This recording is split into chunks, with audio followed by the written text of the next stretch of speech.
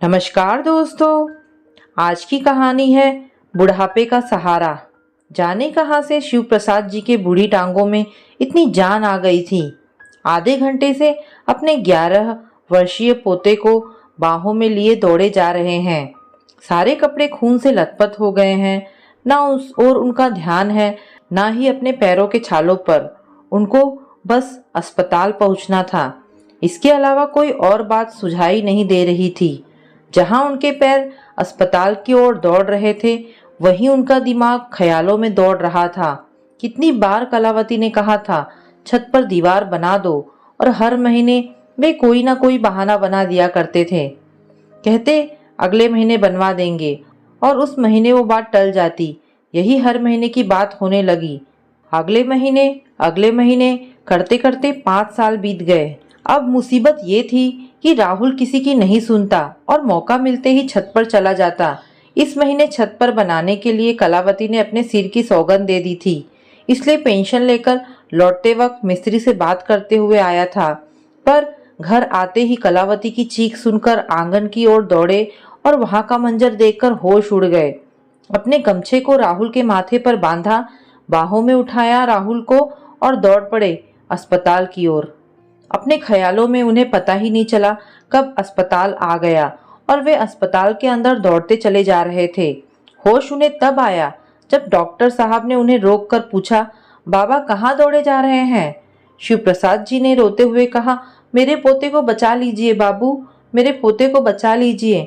मेरे बेटे की आखिरी निशानी है बाबू, मेरे पोते को बचा लीजिए। डॉक्टर ने तुरंत वार्ड बॉय को आवाज लगाई, स्ट्रेचर लाने को कहा। शिव प्रसाद जी ने उस पर लिटा दिया राहुल को, बाहों से निकालकर। खड़े एकटक देखते रहे उसे ओटी के अंदर ले जाते हुए। जैसे ही दरवाजा बंद हुआ, शिव प्रसाद जी ने अपने दोनों हाथ जोड़कर आसमान की ओर देखा और कहा, अब इसे मत छीन मुझसे, तुझे तेरे भगवान होने का वास्ता इसे मत छीनना। अभी कल की ही बात लगती है। कितना खुश था उनका संतोष, नई नई नौकरी लगी थी। एडवांस भी दिया था मालिक ने। उसने लाकर माँ बाबा के चरणों पर रख दिया और बोला था, तुम देखना माँ, अब सब अच्छा होगा। बहुत दुख देखे हैं हम सब ने, बस और नहीं। दरवाजे के पास खड़ी मालती अपने पति की नौकरी की खबर सुनकर मारे खुशी के रो पड़ी थी। जब से ब्याह करके आई थी, सिवाय दुख के कुछ नहीं देखा था। फिर भी हमेशा मुस्कुराहट ही रहती थी उसके होठों पर। सब कुछ सही से चल रहा था, मगर उस ईश्वर को कैसे मंजूर हो जाता कि उनके घर में खुशी रह जाए। ज्यादा दिनों तक आ ही गया वो मनहूस दिन जब उनका सब कुछ लुटने को था। शाम को संतोष घर आते ही बोला, मालती मेरे कुछ कपड़े रख दो, कल मालिक के साथ मुंबई जाना है।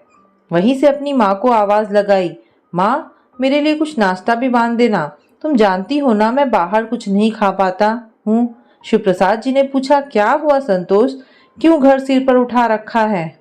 संतोष बोला, बाबूजी कल सुबह मालिक किसी कॉन्फ्रेंस के लिए मुंबई जा रहे हैं, मगर उनका सारा काम तो मैं संभालता हूँ, तो मालिक के साथ मुझे भी जाना होगा। बहुत बड़ा होटल है बाबा, मालिक कुछ ताज होटल ऐसा नाम बता रहे थे। सुबह हुई वो चला गया। वो आखिरी बार था जब सबने उसे देखा था। वो 26 अक्टूबर 2008 की मनहूस शाम, जब उन्होंने रेडियो पर प्रसारित समाचार में सुना कि कुछ आतंकवादियों ने ताज होटल घेर लिया है। कितना बुलाया था ईश्वर को कि कोई अनहोनी ना हो जाए, मगर उसे हम गरीबों की क्या पड़ी है। 2 दिन तक जब कोई खबर नहीं मिली, तो पड़ोस के लक्ष्मीनाथ के मंझले बेटे के साथ संतोष के मालिक के घर चले गए कि शायद कोई खबर मिल जाए।